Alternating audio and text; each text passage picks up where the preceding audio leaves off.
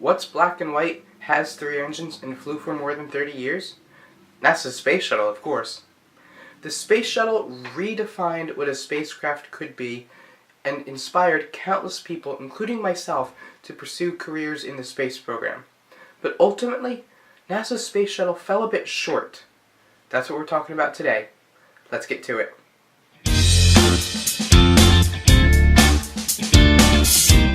The idea for a space shuttle came in the 1970s when NASA decided they wanted a cheaper way to get to space. NASA's Apollo program cost on average $9.9 billion per launch, and they were getting tired of spending that much money. NASA decided the best way to make space cheap was reusability, and thus the Space Shuttle was born. While the Space Shuttle achieved the goal of being reusable, it really wasn't that cheap, and it was never able to fly as frequently as it was originally planned. The Space Shuttle ended up costing an average of $1.6 billion per launch, part of which was due to its inability to fly frequently. NASA originally planned for the Space Shuttle to launch once a week with a maximum turnaround time of 2 weeks. Unfortunately, the Space Shuttle never even came close, peaking at 9 flights per year. The limiting factor for this launch rate was how quickly NASA could build the external tank that was vital to launching a space shuttle. The design of the Space Shuttle didn't only limit its ability to launch frequently, but also limited its safety. Unlike previous programs that could use a launch escape system to abort the mission at any point during launch, the Space Shuttle's design severely restricted its abort capabilities.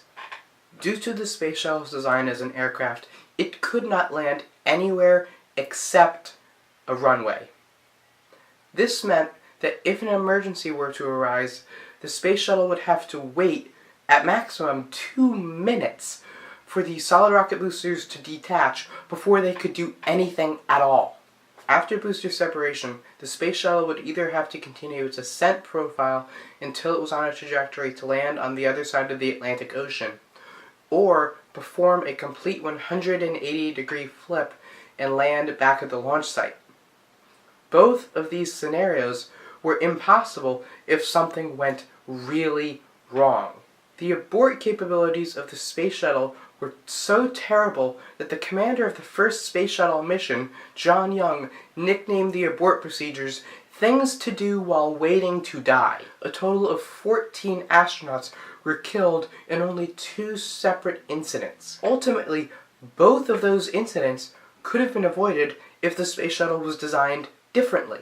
Unlike the now classic design of the Space Shuttle sitting on the side of the rest of the rocket, it was originally designed to sit on the top. However, due to a shortage in funding, as is always the case at NASA, they had to go to the Department of Defense to continue funding the development of the Space Shuttle. The DoD agreed to fund the Space Shuttle program if the Space Shuttle was made large enough to carry its satellites.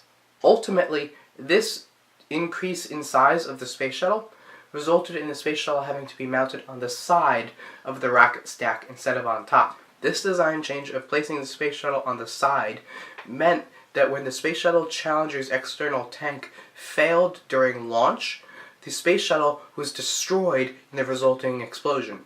This would not have been the case had the Space Shuttle been mounted on top. Additionally, during the launch of Space Shuttle Columbia in 2003, a piece of foam detached from the external tank and struck the left wing of the Space Shuttle.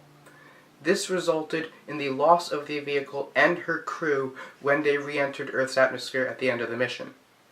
If the Space Shuttle had been mounted on top of the rocket stack, as was the original design, a piece of foam detaching from the rocket would not have posed any threat to the vehicle itself. Ultimately, the very design of the Space Shuttle resulted in the death of 14 astronauts, regardless of the management failures that ultimately led to those 2 disasters.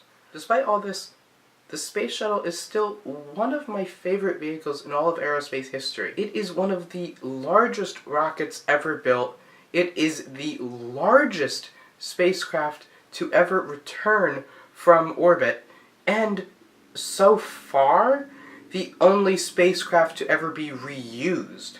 However, that will change in the near future. The Space Shuttle is what inspired me to pursue a career in aerospace, and that will never change, regardless of the Space Shuttle's flawed history. Ultimately, the Space Shuttle is a beautiful piece of engineering. It is incredibly massive, and if you ever get a chance to see one in person, I highly, highly recommend it. Well, that's all for this video.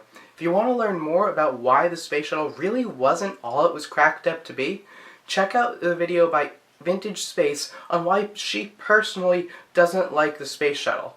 I'll post the link to that video in the description down below, as well as in one of these corners. I'm not sure which one. If you guys have any ideas for other videos I can make for this channel, please leave them in the comments down below. Please like this video if you enjoyed watching. If you want to see more, please subscribe if you haven't already, and if you are subscribed, hit the bell to get notifications when I post new videos. Until then, I'll see you next time.